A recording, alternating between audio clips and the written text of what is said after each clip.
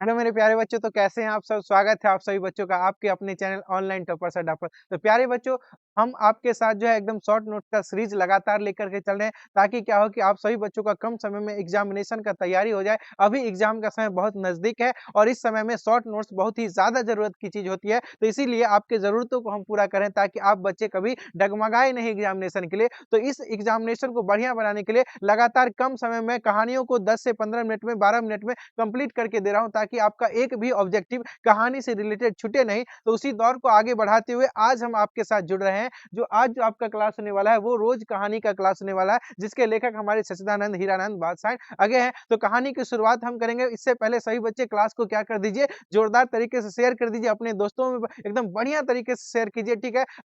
जो क्या हो कि सभी बच्चे देखें, 1-2 मिनट का समय लेते हुए क्लास को क्या करना है, शेयर कर देना है। तो आइए हम करते हैं क्लास की शुरुआत। तो इस क्लास में हम क्या-क्या देखेंगे उसकी चर्चा करें, तो इस क्लास में हम लोग कवि परिचय को देखेंगे और उसके बाद इस कहानी से रिलेटेड किस-किस तरह के ऑब्जेक्टिव बन जाते हैं, उन ऑब्जेक्टिव को देखेंगे। उसके बाद हम जानेंगे कि कैसे-कैसे आपके सब्जेक्टिव प्रश्न बनते हैं, 100% व्याख्या का लाइन कहाँ से आता है, इन सारी चीज़ों को जानेंगे, ठीक है? उसके बाद देखिए, इसमें मैं सब्जेक्टिव पढ़ाने वाला नहीं हूँ, सब्जेक्टिव की भी क्लासेस लगातार चल रही है। तो आप सब्जेक्टिव की क्लासेस जो अलग से आप कर सकते हैं, उसका भी हम वीडियो का जो आपका क्लास का लिंक है वो सब्सक्रिप्शन में डाला हुआ है, डिस्क्रिप्शन में डाला हुआ है। आप वहाँ से वीडियो जो है, जो क्लास है आपका, वो बिल्कुल देख सकते हैं। और यहाँ हम कम समय में रिवीजन करेंगे, क्योंकि एग्जामिनेशन का समय बहुत ही ज़्यादा नज़दीक है। तो सब्जेक्टिव की तैयारी उधर से मैं करवाता जा रहा हूँ और ऑब्जेक्टिव की तैयारी इस शॉर्ट क्लास के माध्यम से होती जा रही है। तो चलिए हम क्लास की शुरुआत करते हैं। आइए हम सबसे पहले जो है अपने कवि जी के बारे में जानेंगे, क्योंकि कवि जी के बारे में प्रश्न आता ही आता है, तो इसको जानना भी ज़रूरी है। तो यहाँ पे मैं जो टर्म रख रहा हूँ, ज़्यादा टर्मों को, ज़्यादा पदों को याद करने की ज़रूरत नहीं है। तो जो चीज़ें यहाँ डाली गई वो सारे आपके कवि के दृष्टिकोण से, यानी एग्ज़ाम के दृष्टिकोण से बहुत ही महत्वपूर्ण है, ठीक है ना? तो आइए उन चीज़ों को समझते हैं। तो ये जो रोज कहानी है आपकी, रोज कहानी के लेखक है सच्चिदानंद हीरानंद वात्स्यायन अगेय जी हैं। इसका ध्यान रखना है, कभी-कभी पूछा जाता है अगेय जी का पूरा नाम क्या है? तो हम क्या कहेंगे, सच्चिदानंद हीरानंद वात्स्यायन अगेय कहेंगे, ठीक है ना? उसके बाद समझेंगे, लेखक का जन्म होता है 7 मार्च 1911 को होता है और निधन जो होता है 4 अप्रैल 1987 को इनकी क्या हो जाती है, मृत्यु हो जाती है। जन्म स्थान की बात करें तो कसैया कुशीनगर, ठीक है ना? उत्तर प्रदेश में पड़ता है और मूल निवास करतारपुर पंजाब होता है। जन्म लेते हैं उत्तर प्रदेश में, लेकिन बाद में मूल रूप से निवास कहाँ हो जाता है, तो करतारपुर पंजाब में हो जाता है, ठीक है। माता पिता की बात करें तो वयंती देवी डॉक्टर हीरानंद शास्त्री। अब देखिए, इनका जो यहाँ है ना हीरानंद, यहीं से इनके पिताजी का नाम याद रखना है, डॉक्टर हीरानंद शास्त्री। क्या हो जाएगा, डॉक्टर हीरानंद शास्त्री, ठीक है ना। और वो क्या थे, तो पुरातत्व वेदा थे। इनके पिता पेशे से क्या थे, पुरातत्व वेदा थे। अब देखिए, सम्मान और पुरस्कार की बात करें तो इनको साहित्य अकादमी पुरस्कार मिला है, भारतीय ज्ञानपीठ पुरस्कार मिला है, उसके बाद सुग्रा युगोस्लाविया का पुरस्कार है, ठीक है ना। अस्त्रुगा, ठीक है ना, अस्त्रुगा, इसको त्रुगा भी कह सकते हैं।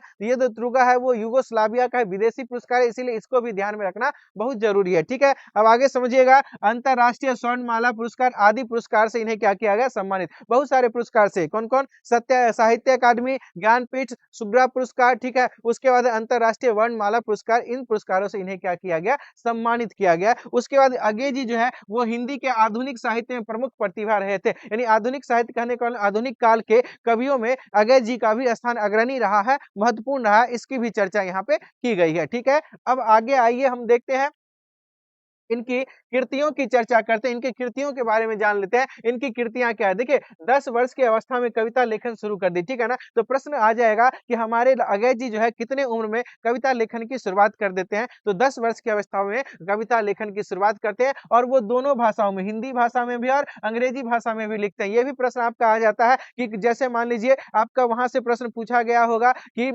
वहां देवी वर्मा से भी वहां से प्रश्न आता है कि कौन कौन कविताएं लिखते हैं, तो ये सुभद्रा कुमारी चौहान से पूछा जाता है कौन कौन भाषा में लिखते हैं। तो उसी तरीके से यहाँ भाषा की भी चर्चा हो जाएगी कि कौन कौन भाषा, तो हो जाएगा अंग्रेजी और हिंदी। क्या हो जाएगा, अंग्रेजी और हिंदी। उसके बाद है बचपन में खेलने के लिए इंद्र सभा नाटक लिखा था उन्होंने, ठीक है। बचपन में दोस्तों के साथ खेलने के लिए, तो मतलब कैसे खेला जाए, क्या खेला जाए, तो इसके लिए वो क्या किया, उन्होंने एक नाटक लिख दिया, जिस नाटक का क्या नाम था, इंद्र सभा था। क्या था, इंद्र सभा था। और उसके बाद ध्यान में रखेंगे कि घर में जो है ना हस्तलिखित पत्रिका दीन बंधु निकालते थे, आनंद बंधु निकालते थे, ठीक है ना। तो घर में वो अपने हस्तलिखित लिखित पत्रिकाओं को भी निकालते थे, जिसका क्या नाम था, आनंद बंधु था। और उसके बाद 1924-25 के अंतराल में उन्होंने अंग्रेजी में एक उपन्यास लिखा था। उसके बाद देखिए 1924 में पहली कहानी इलाहाबाद की स्काउट पत्रिका में, ठीक है ना, स्काउट पत्रिका सेवा में प्रकाशित होती है। ध्यान रखेंगे, इलाहाबाद की एक स्काउट पत्रिका थी जिसका नाम क्या था, सेवा। उसमें इनकी पहली कहानी क्या होती है, प्रकाशित होती है। और कब प्रकाशित होती है, तो 1924 में। कब प्रकाशित होती है, 1924 में। और उसके बाद लगातार ये 1930 के बाद से नियमित लेखन करना क्या कर देते हैं, शुरू कर देते हैं। 1930 से पहले ये टूटी-फूटी लेखन थोड़ा-थोड़ा किया करते थे, लेकिन 1930 के बाद यह नियमित रूप से लिखना क्या कर देते हैं, शुरू कर देते हैं, ठीक है?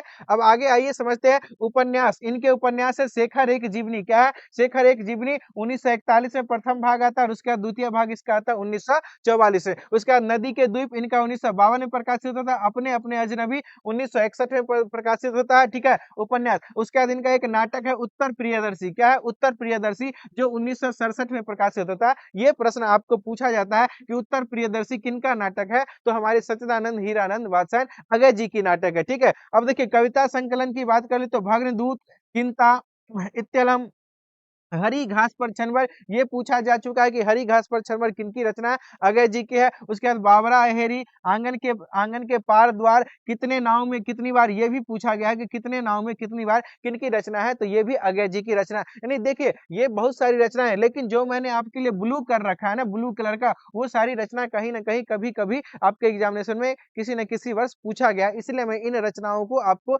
यहीं पर ध्यान में दिलवा दूं, ताकि आपके रचना से रिलेटेड कोई भी ऑब्जेक्टिव छूटे ना, ठीक है ना। चलिए अब आइए देखते हैं सदा नीरा, ठीक है ना।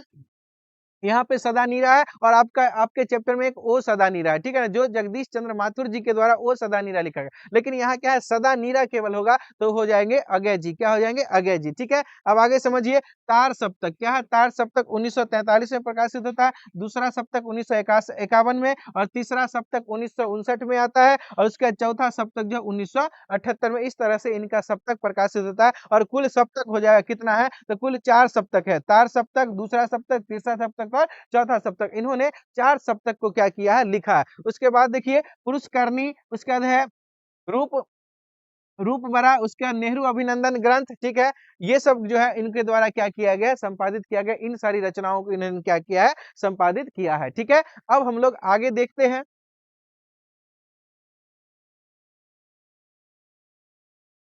तो अब देखिए, अब जो हम यहाँ लिखा है हमने कि यहाँ से सभी ऑब्जेक्टिव बन जाएगा। इससे पहले जितनी चीजों को मैंने बताया, उससे क्या होगा कि आपके लेखक से रिलेटेड जितना भी ऑब्जेक्टिव है, जो राइटर से रिलेटेड ऑब्जेक्टिव पूछे जाते हैं, वो आपके वहां से आसानी से बन जाएगा। और यहाँ से जो आपका बनने वाला है, वो मैं आप जो आज रोज कहानी पढ़ रहे हैं हमारे साथ, उस रोज कहानी का एक एक ऑब्जेक्टिव, कहानी का ऑब्जेक्टिव यहाँ से आपका क्या होगा, बढ़िया तरीके से बन जाएगा, ठीक है। तो कहानी की शुरुआत देखिए कुछ इस तरह से है। रोज जो है ना, वो एक मनोवैज्ञानिक कहानी है, ध्यान रखिएगा। रोज पूछेगा कैसी कहानी है, तो वह एक मनोवैज्ञानिक कहानी है, जो सच्चिदानंद हीरानंद वात्स्यायन अगेर के द्वारा क्या गया है, लिखा गया है, ठीक है। तो रोज कैसी कहानी है, मनोवैज्ञानिक कहानी है, जो सच्चिदानंद हीरानंद वात्स्यायन अगेर जी के द्वारा लिखी गई। अब यहाँ पे ध्यान देंगे, अगेर किस वाद से संबंधित है, तो अगेर का संबंध है प्रयोगवाद से। किससे वाद है, प्रयोगवाद, ठीक है ना। ये वाद होता है, लिखने का एक फॉर्म होता है, काल होता है, उसकी चर्चा हो रही है। तो ये जो है अगेर का संबंध किससे है, प्रयोगवाद से, ठीक है, प्रयोगवादी कवि। उसके बाद देखिए अगेर द्वारा गैंग्रीन शीर्षक को 1934 में लिखी गई कहानी यहाँ प्रस्तुत की गई है।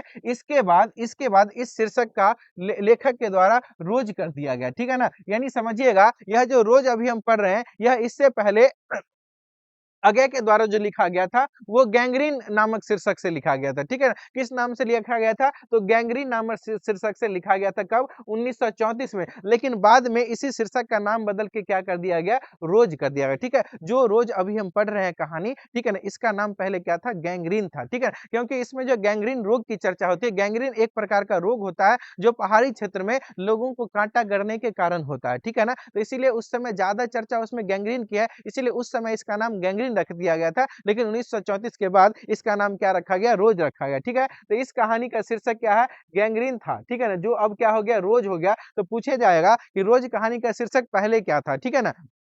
या ऐसा पूछा जाएगा कि रोज कहानी का प्रारंभिक शीर्षक क्या था, तो वो क्या था, गैंग्रीन था। या पूछा जाएगा कि गैंग्रीन शीर्षक अब क्या है, तो वो आपका क्या हो जाएगा, रोज हो जाएगा। ठीक है। अब देखिए रोज कहानी में अतिथि बनकर कौन आता है, तो रोज कहानी में जो अतिथि बनकर के आते हैं वो लेखक स्वयं आते हैं। ठीक है ना, मालती के दूर के रिश्तेदार के भाई लगते हैं वो। ठीक है। लेखक की जो यहाँ नायिका होती है मालती, उसके दूर के रिश्तेदार के भाई लेखक होते हैं अजय जी। ठीक है ना, वो वहां आते हैं। ठीक है। अब ध्यान रखिएगा, अतिथि मालती के यहाँ पैदल चलकर के जाते हैं और 18 मीलों की दूरी तय करते हैं। ठीक है। मालती के यहाँ वो मिलने जाते हैं तो वो पैदल ही जाते हैं, और कितने, तो 18 मीलों की दूरी को तय करके पैदल मिलने जो है ना मालती से जाते हैं। ठीक है। अब आगे आइए समझते हैं। अब आगे आइए देखते हैं रोज कहानी की नायिका कौन है, तो मालती है। ठीक है ना, इस कहानी की मेन नायिका कौन है, मालती है। और मालती के पति का नाम क्या होता है, महेश्वर होता है, जो महेश्वर पेशे से क्या रहते हैं, एक डॉक्टर रहते हैं। ठीक है। तो मालती महेश्वर की संतान का नाम टीटी रहता है। कोई विशेष नाम उनका रखा नहीं जाता, लेकिन उसको वो दोनों प्यार से किस नाम से बुलाते हैं, टीटी के नाम से क्या करते हैं, बुलाते हैं। ध्यान रखिए। ठीक है, यहाँ भी आपको प्रश्न आपसे पूछा जाएगा। ठीक है। उसके बाद देखिए रोज कहानी घंटे की किस खड़कन के साथ समाप्त होती है, तो 11 बजे के साथ। कितने बजे के साथ, 11 बजे के साथ। इसमें क्या जो है ना समय की बात की गई, और ये जो समय है ना वो मालती के जो पति होते हैं डॉक्टर, उनके आने का समय होता है, घर में पानी के आने का समय होता है, तो विभिन्न समयों की चर्चा होती है। कभी कहेगा 11 बज गया, 4 बज गया, 3 बज गया, इस तरीके से आपको व्याख्या में ही पूछेगा, जो अभी मैं बताऊंगा। तो 11 बज गए, 3 बज गए, 4 बज गए, पूछा जाएगा इस तरह से कि यह जो है ना किस कहानी का है, तो समझ जाइएगा रोज कहानी का है। किस कहानी का है, रोज कहानी का। ठीक है। अब रोज कहानी शीर्षक में मालती मिट्टी का बर्तन गर्म पानी से धो रही है। ठीक है ना, यानी उसमें जब लेखक मालती से मिलने आते हैं तो मालती से कुछ शब्द बातचीत भी होती है थोड़ी बहुत, मतलब कह सकते हैं बढ़िया तरीके से नहीं होती है, लेकिन बातचीत होती है। मालती के घर की स्थिति के बारे में वो जानते हैं। उसके बाद मालती क्या करती है ना, एक मिट्टी का बर्तन धो रही होती है। तो पूछा जा रहा है प्रश्न कि मिट्टी का बर्तन क्यों धोती रहती है, तो वो दही जमाने के लिए, किसके लिए, दही जमाने के लिए क्या करती है, मिट्टी का बर्तन धोती है। ठीक है। अब समझेंगे इस पाठ में आया है 3 बज गए, 4 बज गए, 11 बज गए, देख रहे हैं ना, तो यही चर्चा हो रही है। आपको पूछ देगा कि 3 बज गए, 4 बज गए, 11 बज गए, कि सप्रसंग व्याख्या करें। ऐसे ही प्रश्न आपके बनते हैं, या आपके ये प्रश्न बन जाएंगे कि 3 बज गए, 4 बज गए, 11 बज गए, किस कहानी का क्या है, पंक्ति है। ठीक है। तो हम क्या कहेंगे, रोज कहानी। लेखक पूछ लेगा, पूछेगा यह किस लेखक की रचना है, तो क्या कहेंगे, अगय जी कह देंगे। ठीक है। अब देखिए 3 बज गए, 4 बज गए, 11 बज गए, सप्रसंग व्याख्या पूछ दे, तो हम क्या लिखेंगे कि प्रस्तुत पंक्ति हमारे पाठ्य पुस्तक दिगंत भाग 2 के सच्चिदानंद हीरानंद वात्स्यायन द्वारा रचित रोज कहानी से लिया गया है। ठीक है ना, ऐसे हम लिखेंगे। उसके बाद संदर्भ में लिखेंगे 3 बज गए, 4 बज गए, 11 बज गए। ठीक है ना, तो इस पंक्ति के माध्यम से कवि कहना चाहते हैं। ठीक है। और वह उसके बाद हम इसके लाइन को लिखेंगे क्या कहना चाहते हैं, वो जो है ना उसके आने के पति के, मतलब मालती के जो पति महेश्वर होते हैं उनके आने के समय की बात करते हैं, पानी के आने के समय की बात करते हैं। तो उस पूरे दिन क्रम में उनके घर में जो घटनाएं होती रहती है, उस घटनाओं का जो चर्चा होता है वो समय के साथ वो क्या करते हैं, सूचित करते हैं। ठीक है ना। अब आगे आइए देखते हैं, कह रहा किस पाठ में आया है, दोपहर में उस सूने आंगन में पैर रखते ही मुझे ऐसा जान पड़ा कि मानो उस पर जो है किसी शाम की छाया मंडरा रही हो। ठीक है। यह पाठ भी जो है ना किसका है, तो रोज कहानी का। ठीक है। यहाँ से भी सप्रसंग व्याख्या आपको पूछा जाता है। जब लेखक जो है ना मालती के घर मिलने जाते हैं तो घर की उदासी को देख के उन्हें ऐसा लग रहा होता है कि मतलब बिल्कुल शांत घर होता है, कहीं कुछ चहल पहल नहीं होती है। जो लड़की कभी खिलखिलाती थी, हंसती थी, मुस्कुराती थी ना, वो लड़की अब बिल्कुल क्या पड़ गई है, शांत पड़ गई है। तो लेखक वही कर रहे हैं कि मतलब उस महसूस कर रहे हैं कि जो लड़की इतनी मुस्कुराती थी आज उतना शांत क्यों, क्योंकि लेखक और मालती जो है ना बचपन के दोस्त रहते हैं। ठीक है ना, और बचपन में उसके साथ हंसे खेले पढ़े रहते हैं, तो उनके मुस्कान को, उनकी चंचलता को वो जानते हैं। लेकिन जब वही उससे मिलने आते हैं उनके विवाह के बाद, तो देखते हैं कि उसकी मुस्कान, चंचलता क्या हो गई, समाप्त हो गई। तो उन्हें ऐसा लगता है कि इस घर पर क्या है कि किसी साया क्या क्या हो रहा, प्रभाव हो रहा है, साया क्या कर रही है, मंडरा रही है। ठीक है ना, तो यह जो लाइन है वो भी आपके किस पाठ से आया है, तो रोज पाठ से लिया गया है। ठीक है। और इसके पूछेगा राइटर, तो फिर आप कहिएगा सच्चिदानंद हीरानंद वात्स्यायन अगय। तो इस तरीके से आपकी कहानी क्या होती है, समाप्त हो जाती है। ठीक है ना, तो इसमें यही दिखाया गया है कि लेखक के साथ जो लड़की चंचल रहती है, ठीक है ना, वो चंचल लड़की की चंचलता क्या हो जाती है, समाप्त हो जाती है। यानी रोजमर्रा की जिंदगी में जब लोग शामिल होते हैं, जो आर्थिक तंगी या समस्याएं होती है, जो अकेलापन होता है, उस सब के साथ लोग जो है परेशान हो जाता है। ठीक है। इन सब चीजों की ही चर्चा वो उसमें करते हैं। ठीक है। तो आइए हम इसमें अब देखते हैं शब्द निधि को। अब शब्द निधि मैं क्यों रखता हूं, आपको मैं इसके विशेषता को बता दूं, है ना, विशेषता, बड़ी विशेषता होती है। यहाँ से आपके ग्रामर के प्रश्न बनते हैं। देखिए अब कैसे बनते हैं ये भी समझ लीजिए। जैसे आपका यहाँ कहा जाएगा जिसे कहा न जा सके, इस अनेक शब्दों के लिए एक शब्द क्या होगा। ठीक ठीक है? तो अनेक शब्दों के लिए एक शब्द, ऐसे प्रश्न बन गए ना, तो इसे हम क्या कहते हैं? औकथ्य, क्या कहते हैं? औकथ्य। तो ऐसे भी प्रश्न आपके आ गए जिसे कहा नहीं जा सकते हैं, 4 ऑप्शन देगा, तो औकथ्य जहाँ रहेगा वो आपका क्या होगा? Right answer. देख रहे हैं? उसके बाद देख लीजिए अस्पृश्य मतलब क्या होता है? छूने योग्य, ठीक है ना? उसके बाद प्रकंप मतलब काँपता हुआ, ठीक है? विस्मय मतलब क्या होता है? आश्चर्य। इस तरीके से सभी के आपके अर्थ पूछे जाते हैं, ठीक है ना? भ्रातृत्व का मतलब होता है भाई-भाई का रिश्ता, पूर्वस्थ मतलब पहले की तरह, ठीक है? उसके बाद उन्मुख मतलब किसी चीज़ की ओर क्या होना? झुका होना, ये भी अनेक शब्दों के लिए एक शब्द किसी चीज़ की ओर झुका होना, तो हम उसे क्या कहेंगे? उन्मुख कहेंगे, ठीक है? स्वच्छंदता, ठीक है ना? स्वच्छंदता मतलब क्या? अपने मन के अनुसार, ठीक है? उसके बाद देखिए विस्मृति मतलब क्या होता है? भूल जाना। उसके बाद है यत्र व है ना? यंत्रवत मतलब मशीन की तरह, ठीक है ना? विस्तृत मतलब चौड़ा फैला हुआ, ठीक है? उसके बाद देखिए चंद्रिका आपका पूछा जाएगा, चाँदनी, मूक मतलब क्या होता है? बेअवाक या शांत होता है, ठीक है ना? अपर संज्ञा मतलब लक्षण होता है, लक्षणों से पता चलता है। त्वक, त्वक का मतलब होता है भार या हँसली, ठीक है ना? उसके बाद देखिए वो क्या लिखा हुआ? वामता, क्या लिखा हुआ? वामता, वामता का अर्थ क्या होता है? विपरीतता, विपरीतता मतलब उल्टा, क्या होता है? उल्टा। तो ये सारे शब्द आपके एग्ज़ामिनेशन में ग्रामर में पूछे जाते हैं, ठीक है ना? आप परेशान रहते हैं ना बच्चे कि सर ग्रामर, ग्रामर, कहीं न कहीं आपके ग्रामर जो है आपके बुक का ही पार्ट होता है, बुक के जितने भी शब्द निधि है, उसको अगर आप बढ़िया से देखते हैं ना, तो मैं उम्मीद करता हूँ ग्रामर का आपका 50% समस्या वहीं दूर हो जाएगा, ठीक है? फिर उसके बाद कुछ रूल्स पढ़ लेंगे, ग्रामर बड़ा आसान हो जाएगा, इसलिए घबराना बिल्कुल नहीं है, ठीक है ना? तो आज का यह क्लास आप सभी बच्चों को कैसा लगा? कमेंट ज़रूर करिएगा। आप सभी बच्चे कभी-कभी कमेंट कर देते हैं, कभी-कभी हमको लगता है भूल भी जाते हैं। लेकिन आप कमेंट करेंगे, ठीक है ना? तो ये जो हम सीरीज़ आप लोगों के लिए लगातार चला रहे हैं, वो सीरीज़ आपको कैसा लगा? अच्छा लग रहा होगा तो कमेंट करिएगा। कमेंट बढ़िया रहेगा तो सीरीज़ हम कंटिन्यू करेंगे। अगर आपका कमेंट नहीं आएगा तो हमें समझ में आ जाएगा कि आपको इसकी आवश्यकता नहीं है, तो हो सकता है, ठीक है ना? तो मैं बंद भी कर दूँगा, ठीक है ना? और यदि आपको इसका इसी तरीके के शॉर्ट नोट का जो सीरीज़ है, वो इंग्लिश में भी चाहिए, तो उसके लिए भी कमेंट करिएगा, तो मैं आपके लिए शॉर्ट नोट्स इसका भी बना दूँगा। अन्यथा फिर मेरे भी मतलब जो है मुझे भी कोई दिक्कत नहीं है, जब तक आप लोग कमेंट नहीं करेंगे, तब तक मैं कैसे काम करूँगा, है ना? इसीलिए आपके कमेंट की आवश्यकता है मुझे, ठीक है? तो फिर हम आपसे मिलेंगे अगली क्लास में, तब तक के लिए सभी बच्चों को जय हिंद।